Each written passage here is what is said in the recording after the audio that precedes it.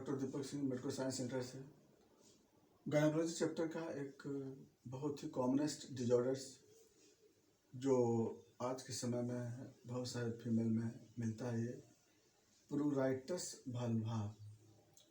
प्रूराइटस का मतलब होता है इंटेंस इचिंग, है ना।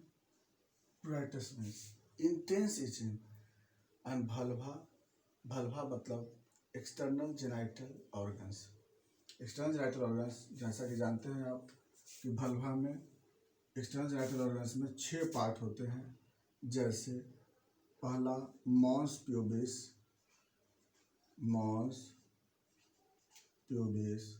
दूसरा यहाँ पे क्लाइटोरिस, इसके बाद labia majora and labia minora,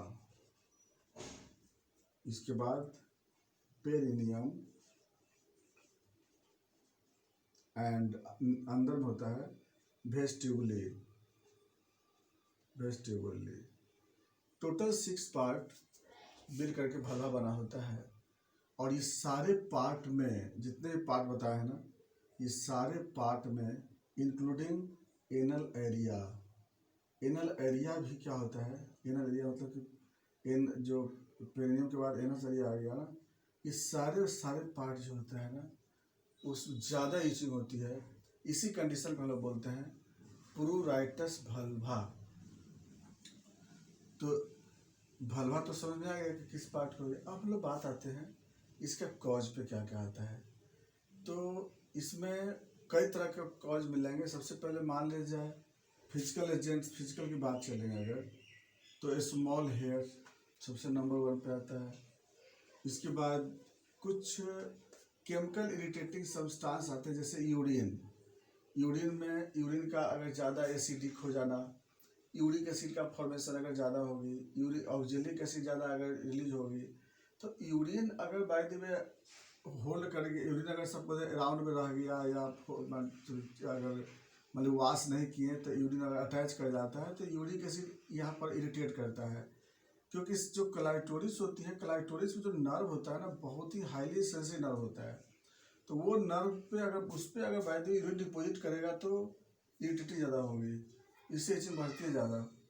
diabetes mellitus के केस में अगर यूरिन से शुगर लॉस करेगा तब भी इचिंग होती है। या फिर लैक्टेशन पीरियड में गैलेक्टोज पास करता है, उसके कारण क्या होता है, उस गैलेक्टोज के कारण क्या होता है कि इचिंग होती है।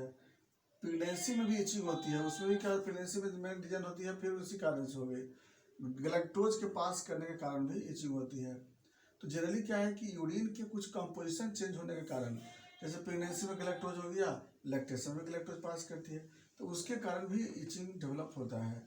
तो हमें क्या करना है कि जो कॉज ढूंढ करके हम लोग उसको ट्रीटमेंट करते हैं उसमें हम लोग। खैर, तो एक तो आगे हम लोग की यूरिन के कंपोजिशन में भी चेंज होने के कारण यहाँ पर प्रूराइटस देखने को मिलता है। उसके बाद जो सबसे ज़्यादा जो कॉज मिलता है वह है इन्फेक्शस एजेंट के बारे में होती है।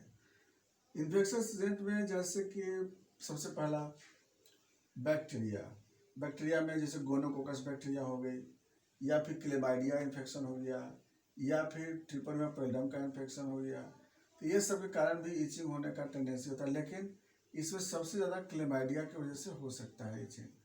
लेकिन इससे भी पिकुलियर इचिंग आपको मिलेगा फंगस के केस में। फंगस का जो इचिंग होता है बहुत ही इंटेंस इचिंग होता है। इसमें 2 तरह का फंगस अटैक होता है। एक है टीनिया डर्मेटोफाइट, या टीनिया डर्मेटोफाइट का वेराइटी टीनिया इंगुइनम बोलते हैं, तो इंगुइनम। तो टीनिया डर्मेटोफाइट जो रिंगवर्म जिसको बोलते हैं, वह यहाँ पर इचिंग बहुत ज़्यादा प्रोड्यूस करती है। इसके बाद आता है कैंडिडा अल्बिकेंस का इन्फेक्शन, उसकी वजह से भी इंटेंस इचिंग होता है। तीसरे नंबर पे आता है वायरस में हर्पिस सिम्प्लेक्स 2, जो कि हर्पिस जेनिटलिया बोलते हैं, तो वो अगर अटैक करता है सपोज दैट, तो उसके कारण भी यहाँ पर इंटेंस इचिंग देखने को मिलता है। अगला आता है पैरासाइट में आता है ट्राइकोमोनास वेजाइनलिस, या फिर मिलता है पिन वर्म भी क्या होता है ना कि बहुत बार पिन वर्म वल्वा में चला आता है। तो ट्राइकोमोनास वेजाइनलिस से पिन वर्म, या फिर टॉक्सोप्लाज्मा है, इसके कारण क्या होती है कि इचिंग वहाँ पर मिलती है। और कभी कभी हार्मोनल एक्टिवेशन की एब्नॉर्मलिटी, जैसे एस्ट्रोजन वगैरह अगर बाय द वे ज़्यादा रिलीज हो गए या फिर कंट्रासेप्टिव पिल्स अगर लिया जा रहा हो, तो उस सब कंडीशन में भी कभी कभी यहाँ पर ईचिंग देखने को मिलता है हार्मोनल एक्टिवेशन के कारण से। तो ईचिंग प्रोएक्टिस वल्वा का ये सब मेन रीजन आ गया और इसकी वजह से वहाँ पर ईचिंग होती है। अब आते हैं सिम्टम पे। सिम्टम क्या है इसमें? तो सबसे पहला इसमें मेन सिम्टम तो यही है कि बहुत इंटेंस ईचिंग हो गई। ईचिंग का जो कैरेक्टर होगा वो पेनफुल होता है ना। और एक बार जब ईचिंग होती है तो दर्द, इसमें इतना दर्द ईचिंग होता है कि वो जो पेशेंट होता है उसको वो सह नहीं पाती है उस ईचिंग को। कभी कभी ईचिंग होते होते यहाँ पर ब्लीडिंग तक हो जाता है पेशेंट को, इतना सीवियर ईचिंग होता है इसमें। तो मेन सिम्टम तो इसमें ईचिंग का ही होता है। और साथ साथ अगर कोई इन्फेक्शन अगर अंदर चला गया तो उसके कारण कुछ डिस्चार्ज में भी मिल सकता है। हालांकि अधिकांश पेशेंट में इसका जो कॉम्बिनेशन डिजीज मिलता है, ल्यूकोरिया प्लस प्यूराइटिस मिलता है। बहुत सारे पेशेंट में देखें कि डिस्चार्ज भी मिलेंगे और प्लस प्यूराइटिस वल्वा में मिलता है। तो मैक्सिमम पेशेंट में आपको दोनों मिलेगा। तो अगर दोनों मिलता है अगर, तो इसका मतलब कि वहाँ पर आपको 90% यह समझ लेना होगा कि वह इन्फेक्शन से ही ऐसा हो रही है। क्योंकि अगर सिर्फ केमिकल से हो रही है, अच्छा एक और भी एस्ट्रोजन की वजह से भी दोनों कंडीशन मिल सकता है।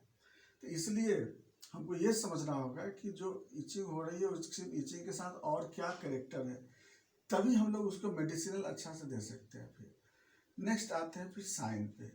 प्यूराइटिस वल्वा को हम लोग क्या कर सकते हैं, डायरेक्ट देख सकते हैं, है ना। तो वहाँ पर क्या मिलेंगे, इरप्शन मिलेंगे। अगर फंगस होगा तो फंगस का इरप्शन मिलेगा, कैंडिडा में प्लक मिलेगी, बैक्टीरिया में वहाँ पर भी इरप्शन होगा, वायरस में भी इरप्शन होगी।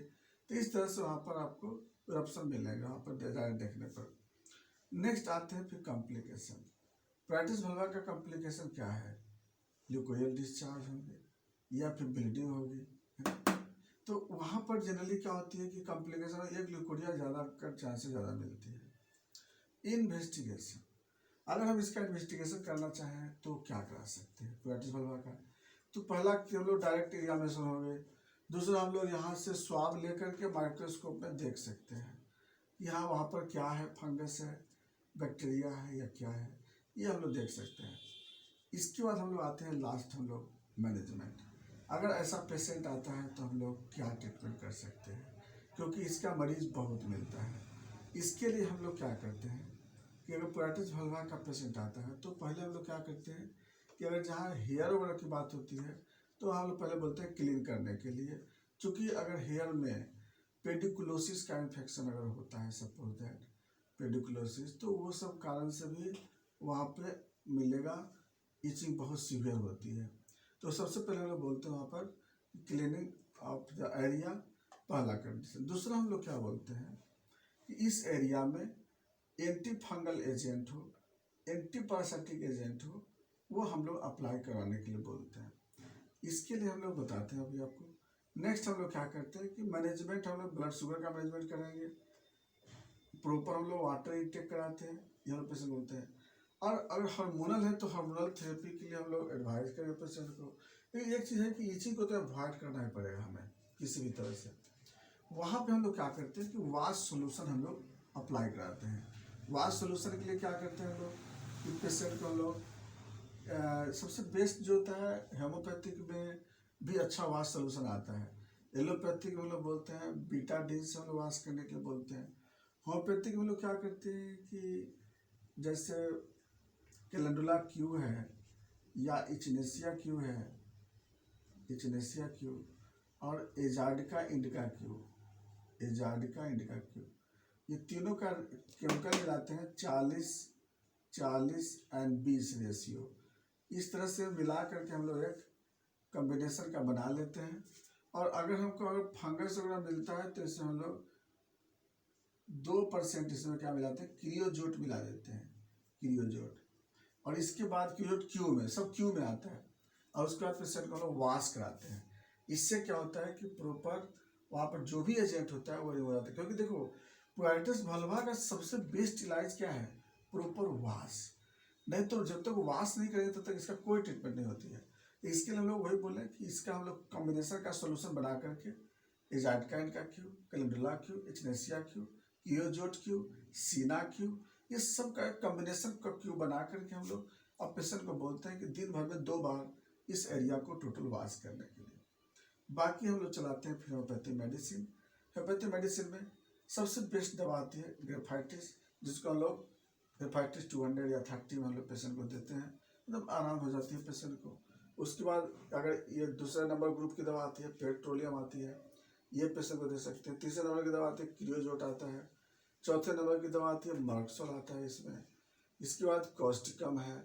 ये सब दवा हम लोग पेशेंट को रिवाइज करते हैं। इसमें अगर एज पर अगर जरूरत पड़ा तो हम लोग पल्सिट्ला को भी हम लोग इंक्लूड करते हैं, क्योंकि जब हार्मोनल की बात होती है तो वहाँ पर हम लोग पल्सिट्ला या नेट्रम फॉस जरूर इंक्लूड करते हैं। इस तरह से ये हो गया मेरा प्रोराइटिस वल्वा। तो इसका हम लोग कॉस्ट देख करके हम लोग उसी ढंग से ट्रीटमेंट करते हैं। बाकी बातें हम लोग नेक्स्ट वीडियो में देखते हैं। थैंक्स।